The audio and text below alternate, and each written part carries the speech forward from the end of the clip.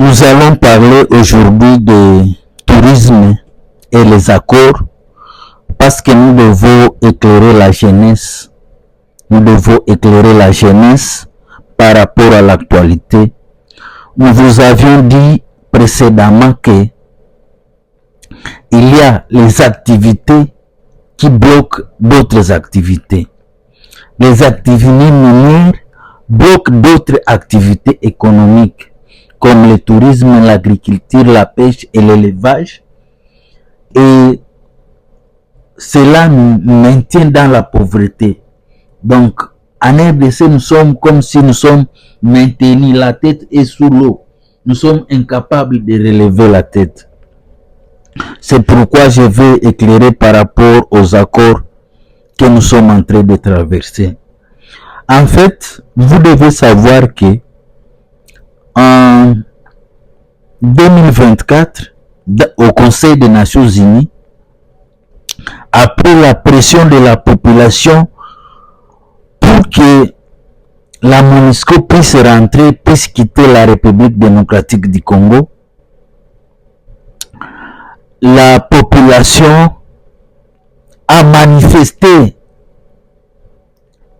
le gouvernement congolais et le Conseil des Nations Unies, la MONUSCO, tous se sont mis ensemble et il y a eu 18 points, 18 conditions pour que la MONUSCO puisse quitter la République démocratique du Congo. Et parmi les 18 conditions, il y a cette phrase qui revient toujours, le retour de l'autorité de l'État sur l'Assemblée de la République démocratique du Congo. Et si vous lisez d'autres accords avec les rebelles qui ont passé, cette phrase revient toujours. Ce n'est pas pour la première fois. Et lorsque j'ai lu l'accord qui est à Doha, cette même phrase revient toujours avec le M23. Il faut qu'il y ait le retour de l'autorité de l'État sur l'Assemblée de la République démocratique du Congo. Donc cette phrase m'interpelle. Ce n'est pas pour la première fois que on parle sur ça. Et lorsque nous interrogeons l'histoire, Mobutu, malgré 32 ans au pouvoir, l'autorité de l'État n'était pas sur l'ensemble de la République démocratique du Congo. Il y a eu toujours des gens qui étaient contre le pouvoir. Lorsque Kasavubu était là, il y avait toujours des milices, des groupes armés. Lorsque Laurent Désiré Kabila, les choses se sont amplifiées. Lorsque le président Joseph Kabila est arrivé, l'autorité de l'État n'était pas sur l'ensemble de la République démocratique du Congo. Même actuellement, avec notre cher président, l'autorité de l'État pose toujours problème. Moi, ici, je parle à la jeunesse de 1990 de retenir ce que je suis en train de vous dire. Que la RDC, c'est un pays continent. La RDC, c'est un pays continent. L'Afrique de Cape Town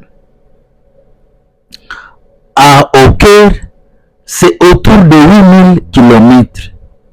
La RDC seule a 4080 km, à commencer par Bangassou jusqu'à Sakania.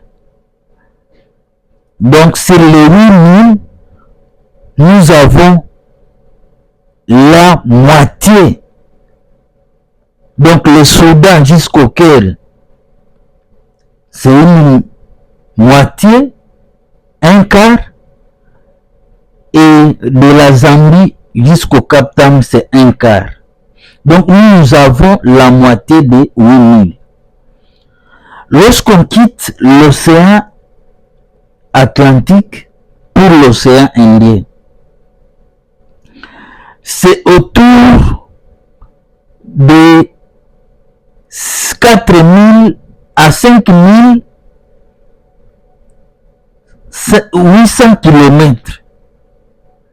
Mais si vous quittez l'océan Indien pour arriver à Bukavu, à la frontière avec le Rwanda, c'est autour de 3500 km. Si vous quittez Bukavu pour aller à Dar es Salaam ou à Mombasa, c'est autour de 1500 km. Donc vous voyez que la RDC, c'est un pays continent. Parmi les solutions que je suis en train de vous dire, je vous dis que quand j'ai lu toute la Constitution, j'ai compris que c'est l'article 58 qui n'est pas appliqué, où on nous dit que tout Congolais a le droit de jouir du bien de la République démocratique du Congo. Et l'État doit faire pour que cela soit possible. Vous devez vous rappeler que beaucoup de gens pensent que lorsqu'ils sont dans des groupes rebelles, c'est la seule façon de s'enrichir en RDC. Même si les gens meurent, vous devez vous rappeler que les gens qui sont entrés en RDC par les groupes armés, RCD, CNDP, et ils sont actuellement parmi les millionnaires parce qu'ils font des administrations parallèles. Mais malgré cela, la République démocratique du Congo n'a jamais cessé de fonctionner. Par rapport au retour des réfugiés, moi je vous mets en défi en vous disant que on peut prendre la population de la RDC, la population du Rwanda, Burundi, on les met tous en République démocratique du Congo. Et on ne saura pas qu'on a augmenté les gens. La RDC est vierge.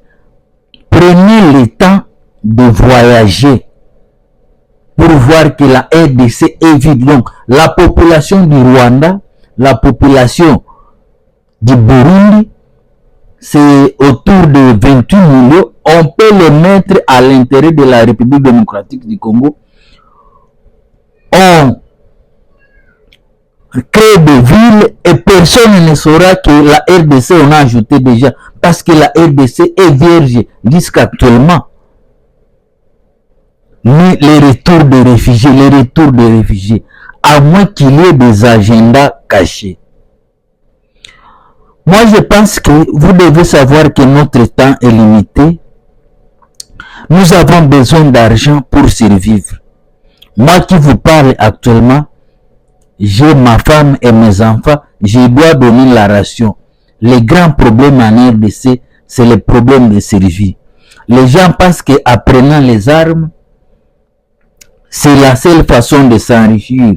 Non. On nous dit que toutes les nations du monde profitent en RDC, mais c'est la population locale de la RDC qui n'en profite pas. On peut prendre les réfugiés, on les met à l'intérieur de la République démocratique du Congo. Personne ne saura qu'on a augmenté les gens parce que la RDC est trop grande. Donc, le retour de l'autorité de l'État, ce n'est pas ça le problème.